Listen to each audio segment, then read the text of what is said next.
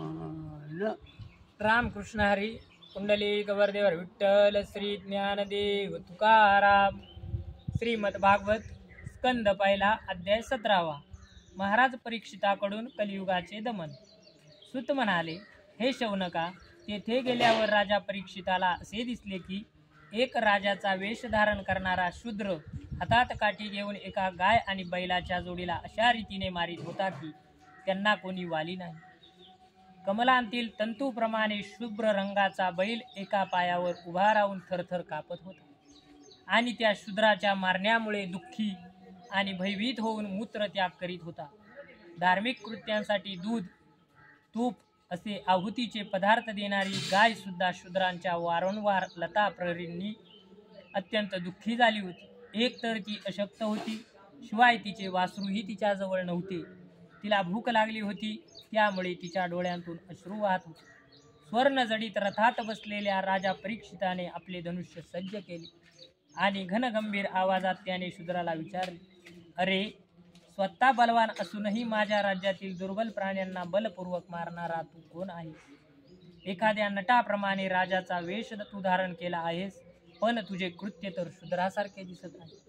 अर्जुनासह श्रीकृष्णाच्या परमधामाला जाण्याने निर्जन स्थानात निरपराध्यांवर अशा प्रकारे प्रहार करणारा तू अपराधी आहे, म्हणून वध करण्यास योग्य आहे. परीक्षिताने धर्माला, बैलाला विचारले, बिसंत तंतूप्रमाणे तुझा श्वेतवर्ण आहे, आणखी 3 पाय नसलेला तू एकाच पायावर फिरतोस, हे पाहून मला फार दुःख होत आहे. बैलाच्या रूपात तू कोणी देव आहेस काय? सध्या ही पृथ्वीची कुरुवंशी राजाच्या शौर्यामुळे सुरक्षित आहे. तेथे तुझ्याशिवाय अन्य कोणीही प्राण्याला दुःखाने अश्रुपात करताना मी पाहिले नाही. हे धेनुपुत्रा, तू आता शोक करू नकोस, या शूद्राचे भय बाळगू नकोस. गो माते, मी दुष्टांना शासन करणारा असताना तू अश्रू ढाळू नकोस. तुझे कल्याण असो. हे देवी, ज्या राजाच्या राज्यामध्ये दुष्टांच्या उपद्रवामुळे सर्व प्रजा त्रस्त झालेली असते, त्या उन्मत्त राजाची कीर्ती, आयुष्य, ऐश्वर एवढेच काय परलोकही नष्ट होतो. दुःखितांचे दुःख दूर करणे हा राजाचा परमधर्म आहे. महादुष्ट आणि प्राण्यांना पीडा देणारा आहे, म्हणून मी आता याला मारून टाकतो. हे सुरबिंदना, तू तर 4 पायांचा पशु आहेस, तुझे 3 पाय कोणी तोडले? जे राजे श्रीकृष्णांचे भक्त आहेत, त्यांच्या राज्यात कोणीही आपल्यासारखा दुःखी असता कामा नये. हे ऋषभा, तुझे कल्याण असो. मला सांग की तुझ्यासारख्या निरपराध साधू वृत्तीच्या प्राण्याचे अवयव तोडून कोणत्या दुष्टाने पांडवांच्या कीर्तीला कलंक लावला? जो कोणी निरपराध प्राण्यांना पीडा देतो, तो कोठेही असला तरी त्याला माझ्यापासून अवश्य भय राहील. दुष्टांचे दमन केल्याने साधूंचे कल्याणच होते. जी उन्मत्त व्यक्ती निरपराध प्राण्यांना दुःख देते, ती साक्षात देवता असली तरी मी त्या व्यक्तीचे बाजूबंद घातलेले हात तोडून टाके. आपत्काल नसताना शास्त्र मर्यादा उल्लंघन करणाऱ्यांना शास्त्रानुसार शासन करून धर्मानुसार वागणाऱ्या लोकांचे पालन करणे हाच राजाचा परमधर्म आहे. धर्म म्हणाला, राजन, दुःखितांना अभय देणे हे आपल्यासारख्या पांडूच्या वंशजांना योग्यच आहे, कारण आपल्या पूर्वजांनी त्यांच्या या श्रेष्ठ गुणांमुळेच भगवान श्रीकृष्णांना आपले सारथी, दूत इत्यादी बनवले होते. हे नरेंद्रा, शास्त्राच्या वेगवेगळ्या वचनांनी मोहित झाल्यामुळे परमपुरुषाला आम्ही ओळखत नाही. त्यामुळे संसार क्लेशांची कारणे उत्पन्न होतात. कोणत्याही प्रकारचे द्वैत्य ज्यांना मान्य नाही, ते स्वतःलाच स्वतःच्या दुःखाचे कारण समजतात. कोणी प्रारब्धाला कारणीभूत ठरवितात, तर कोणी कर्माला, काही लोक स्वभावाला, तर अन्य ईश्वरालाच दुःखाचे कारण मानतात. राजर्षे, काही जणांचे तर निश्चयपूर्वक असे म्हणणे आहे की दुःखाचे कारण तर्काने जाणले जाऊ शकत नाही आणि वाणीने सांगितले जाऊ शकत नाही. आता यापैकी कोणते मत बरोबर आहे, याचा तू आपल्या बुद्धीने विचार कर. सूत म्हणाले, ऋषी श्रेष्ठ शौनका, धर्माचे हे प्रवचन ऐकून सम्राट परीक्षित अतिशय प्रसन्न झाला. त्याचा खेद नाहीसा झाला. शांत चित्ताने तो धर्माला म्हणाला. परीक्षित म्हणाला, धर्माचे तत्व जाणणारे ऋषभदेव, आपण धर्माचा उपदेश करीत आहात. आपण निश्चितच ऋषभ रूपात असणारे धर्म आहात. आपण आपल्याला सुख देणाऱ्यांचे नाव यासाठी सांगितले नसावे की अधर्म करणाऱ्याला जसा नरक प्राप्त होतो, तसाच नरक चहाडी करणाऱ्यालाही प्राप्त होतो. किंवा असाही एक सिद्धांत आहे की प्राण्यांच्या मन आणि वाणीद्वारा परमेश्वराच्या मायेच्या स्वरूपाचे निरूपण केले जाऊ शकत नाही. धर्मदेव सत्ययुगात आपले तप, पवित्रता, दया आणि सत्य असे 4 पाय होते. आता अधर्माचे अंश असलेले गर्व, आसक्ती आणि मद यांमुळे 3 चरण नष्ट झाले आहेत. आता सत्य हा आपला 4था चरणच फक्त शिल्लक आहे. त्याच्याच बळावर आपण जीवित आहात. असत्याने पुष्ट झालेले हे अधर्मी कलियुग त्यालाही गिळंकृत करू इच्छित आहे. ही गोमाता साक्षात पृथ्वी आहे. भगवंतांनी हिच्यावरील प्रचंड भार नष्ट केला होता आणि त्याच्या अपूर्व सौंदर्याने युक्त अशा चरण चिन्हांमुळे ही सर्व प्रेक्षणीय झाली होती. आता हिचा भगवंतापासून वियोग झाला आहे. ही साध्वी अभागिनीप्रमाणे नेत्रांतून अश्रू ढाळीत चिंता करीत आहे. ती आता राजाचे सोंग घेतलेले ब्राह्मणद्रोही शूद्र माझा उपभोग घेते, माझ्यावर राज्य करते. नंतर महारथी परीक्षिताने धर्म आणि पृथ्वीचे सांत्वन केले.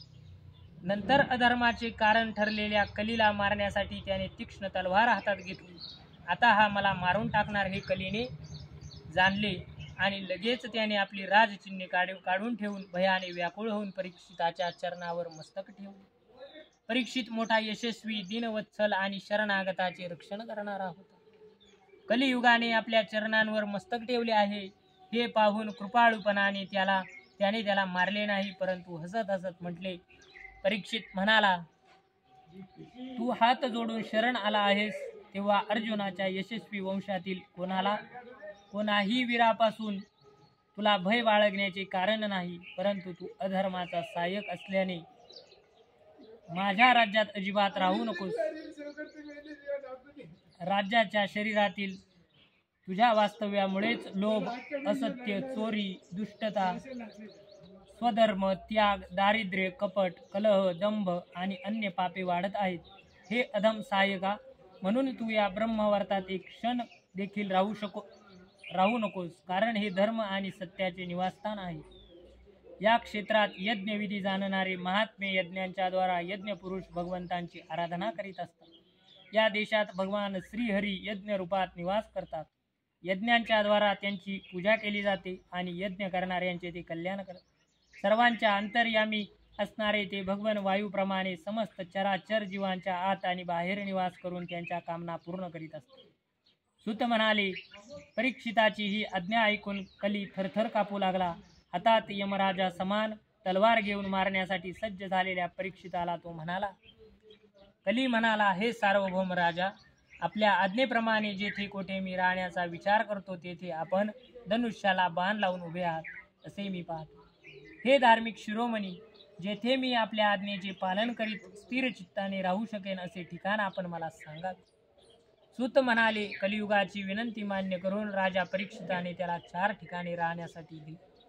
द्यूत, मद्यपान, व्याभिचार आणि हिंसा या स्थानात क्रमशः असत्य, मद, आसक्ती आणि निर्दयता या 4 रूपांत अधर्म निवास करतो.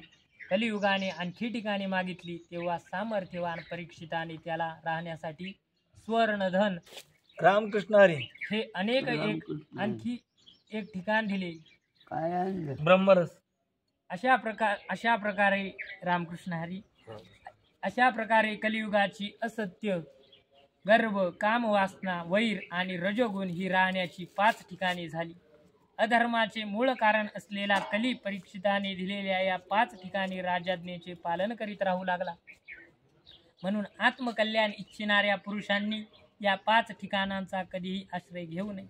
विशेषतः धार्मिक राजा, प्रजेचा लौकिक दृष्ट्या नेता आणि धर्मोपदेश करणारे गुरु यांनी तर सावध राहून या ठिकाणांचा त्याग केला पाहिजे. यानंतर परीक्षिताने तप, शुद्धता आणि दया हे 3 चरण ऋषभ रूप धर्माला जोडून दिले आणि त्याला आश्वासन देऊन पृथ्वीचे रक्षण केले. परीक्षिताचे पितामह राजा युधिष्ठिरांनी वनात जातेवेळी महाराज परीक्षिताला राजसिंहासनावर बसवले. तोच आता तेथे विराजमान आहे. तोच परम यशस्वी सौभाग्यशाली चक्रवर्ती सम्राट राजर्षी परीक्षित यावेळी हस्तिनापुरात कौरव कुलाच्या राज्यलक्ष्मीने शोभत आहे. हा अभिमन्यू पुत्र राजा परीक्षित असा प्रभावशाली आहे. त्याच्याच शासन कालात आपण सर्वजण या दीर्घकाल चालणाऱ्या यज्ञाची दीक्षा घेतली आहे. रामकृष्ण हरी. श्रीमद भगवत महापुराण स्कंद पाहिला अध्याय 17वा समाप्त. कुंडलिक वरदेव विठ्ठल श्री ज्ञानदेव तुकाराम. वास्तविक राजा परीक्षिताचा मृत्यू झाला होता, परंतु कीर्ती व प्रभावामुळे तो जणू असल्यासारखा सुतांना भासत होता, म्हणून येथे त्यांचे वर्तमान काळात वर्णन आहे. चांगलं वाचन कर. द्यायचं जवळ नाही ते बंद करायचे, हा बंद करायचे. करू का? हा.